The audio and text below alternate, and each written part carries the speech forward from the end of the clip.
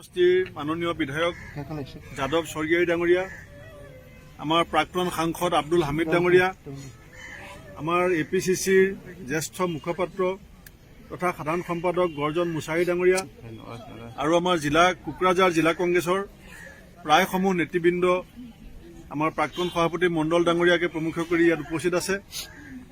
আজি আমাৰ এই অঞ্চলৰ এগৰাকী বিশিষ্ট ব্যক্তি, all BTC venture primary teacher এছ'চিয়েশ্যনৰ সভাপতি তথা BTC এৰিয়া তৃণমূল কংগ্ৰেছৰ আহ্বায়ক প্ৰাণজিৎ বসুমতাৰী ডাঙৰীয়াৰ নেতৃত্বত UPPL আৰু BPF দলৰ প্ৰায় 40 গৰাকী সদস্যই আজি আমাৰ দলত আনুষ্ঠানিকভাৱে যোগদান কৰিছে। আমি বহুদিনৰ পৰাই গৰ্জন মুছাহাৰীৰ জৰিয়তে কথা বতৰা পাতি আছিলোঁ, সময় মিলাব পৰা নাছিলোঁ।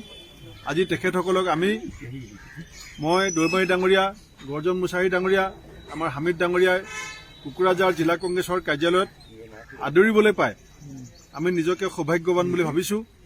আৰু ভৱিষ্যতৰ দিনত আমি পুৰণা সকলোৱে মিলি কোকৰাঝাৰত আমাৰ যিটো পুৰণা ভেটি আছিল, সেই ভেটি উদ্ধাৰ কৰিবৰ কাৰণে আমি দলৰ কাম কৰিম। আৰু ইতিমধ্যে আমাৰ ইয়াত সদস্য ভৰ্তিকৰণ প্ৰক্ৰিয়া আৰম্ভ হৈছে।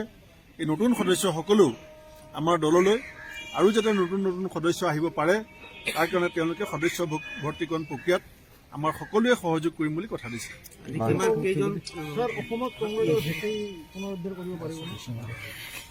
কংগ্ৰেছটো কেৱল কংগ্ৰেছ দলৰ স্বাৰ্থত নহয়, বৰ্তমান অসমৰ যিটো পৰিস্থিতি, অসমৰ ৰাইজৰ স্বাৰ্থত কংগ্ৰেছ দলক পুনৰ শাসনলৈ আনিব লাগিব। আপোনালোকে দেখিছে যে বৰ্তমানৰ মুখ্যমন্ত্ৰীগৰাকী যোৱা 2টা দশক আটাইতকৈ বেছি সময়ৰ কাৰণে অসমৰ শিক্ষামন্ত্ৰী আছিল। আজি মাতৃভাষাৰ শিক্ষানুষ্ঠানৰ আজি মৃত্যুৰ গৰ্ভলৈ ঠেলি দিছে। এতিয়া 2114খন স্কুল আজি এমালগেমেশ্যন কৰি স্কুলবিলাক নাইকিয়া কৰাৰ ষড়যন্ত্ৰত, মাতৃভাষাৰ স্কুলবিলাক নাইকিয়া কৰাৰ ষড়যন্ত্ৰত বৰ্তমানৰ মুখ্যমন্ত্ৰীগৰাকী দীঘলীয়া দিন যেতিয়া শিক্ষামন্ত্ৰী আছিল তেতিয়াই ষড়যন্ত্ৰ আৰম্ভ হৈছে। আজি হিন্দুত্ব আৰু হিন্দীৰ প্ৰবক্তা হিচাপে মুখ্যমন্ত্ৰীয়ে অসমত যি ধৰণে সাংস্কৃতিক দিশত, শৈক্ষিক দিশত আক্ৰমণ কৰিছে, আমাৰ যি একতা আৰু সমন্বয়ত যি আক্ৰমণ হৈছে, সেই আক্ৰমণৰ পৰা গোটেই ৰাজ্যখনক বচাবৰ কাৰণে আজি কংগ্ৰেছ দলে ৰাজ্যখনৰ মূল বিৰোধী দল হিচাপে সন্মুখলৈ আগবাঢ়ি আহিছে। আৰু আমি যলৈকে গৈছোঁ ৰাইজৰ সমাদৰ পাইছোঁ। আজি কোকৰাঝাৰ জিলাত আমি কাউন্সিলত নাই, আমি দিছপুৰত নাই, আমি দিল্লীত নাই, তাৰ পাছতো ইমান সচেতন ব্যক্তিসকল, আজি মহিলাসকল, তেখেতসকলে যে আগবাঢ়ি আহিছে, এইটোৱে প্ৰমাণ কৰে যে ভৱিষ্যতৰ দিনত কংগ্ৰেছৰ পতাকা এই বিতৰীয়া অঞ্চলত উৰিবলৈ গৈ আছে।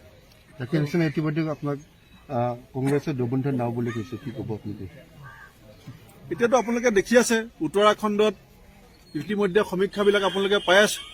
কংগ্ৰেছৰ দুবন্ত নাৱে উত্তৰাখণ্ডত কাক ডুবাবলৈ গৈ আছে, পাঞ্জাৱত কাক ডুবাবলৈ গৈ আছে। এতিয়া আপুনি উত্তৰ প্ৰদেশত দেখিছে যে কেবিনেট মন্ত্ৰীবিলাকে BJP দল ত্যাগ কৰিছে। ত্ৰিপুৰাত আপোনালোকে দেখিছে যে BJPৰ MLA বিলাকে BJP দল ত্যাগ কৰি পেলাই চুলি খুৰাই দিছে। আপুনি ৱেষ্ট বেংগলত দেখিছে যে BJPৰ MLA বিলাকে তৃণমূলত গৈ জইন কৰিছে। এতিয়া অসমখনেইতো আৰু ভাৰতবৰ্ষ নহয়। অসমত এতিয়া কেইদিনমানৰ কাৰণে ৰাইজে দিছে, ক্ষমতা চলিব, কিন্তু সমগ্ৰ ভাৰতবৰ্ষৰ জুৰি ইতিমধ্যে BJPৰ খহনি আৰম্ভ হৈছে। আৰু মাৰ্চ মাহৰ 10 তাৰিখে আপোনালোকে দেখিব যে কংগ্ৰেছ দলক যে 24 চনত ভাৰতবৰ্ষৰ লোকসভাত কেন্দ্ৰত যে ৰাইজে ঘূৰাই আনিব, সেই কথা অহা 10 মাৰ্চত প্ৰমাণ হ'ব। ৰিপ্লাই দিব বুলি আমি আশা কৰি আছোঁ। আৰু আজি ৰিপ্লাই দিয়াৰ পিছত সাংবিধানিকভাৱে যি সিদ্ধান্ত ল'ব লাগে সেই সিদ্ধান্ত আমি ল'ম। কবিতা লিখা বা কবিতা লিখাৰ কিয় লিখিলোঁ এনেকৈতো আৰু সুধিলে নহ'ব। কবিতা হৈছে কবিৰ মনৰ স্বতঃস্ফূৰ্ত বহিঃপ্ৰকাশ। কিন্তু কবিতাত কি আছে যে বজাৰত জ্বলিছে জুই, চৰকাৰ আছে শুই, নিবনুৱাৰ বুকুতো জ্বলিছে জুই।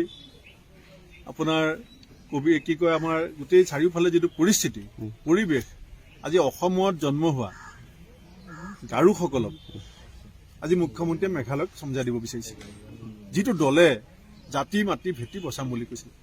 তেনেকুৱা এটা পৰিৱেশত এটা মনলৈ ভাৱ আহিছিল, প্ৰকাশ কৰিছোঁ। আৰু 5 দিন ধাৰাবাহিকভাৱে যে আপোনালোকে সংবাদ মাধ্যমে যে মোৰ কবিতাটো চলাই আছে, তাৰ পৰাই প্ৰমাণ হয় যে তাৰমানে ৰাইজে কবিতাটো ভালকৈ শুনিছে। ভালকে ৰাইজে কবিতাটো বুজিছে, নহ'লে সংবাদ মাধ্যমে কিয় চলাই থাকিলে? আপুনি কিয় সুধিলে? আপুনি সোধাটোৱে মই ভাবোঁ যে মোৰ কাৰণে ডাঙৰ স্বীকৃতি। জোঁটত নাই, এতিয়া আমি কোনো মহাজোঁটত নাই, কিন্তু আমি যিদিনাখন মহাজোঁট ভাঙিছিলোঁ সেইদিনাখনে আমি সিদ্ধান্ত লৈছিলোঁ যে বিধানসভাৰ ভিতৰত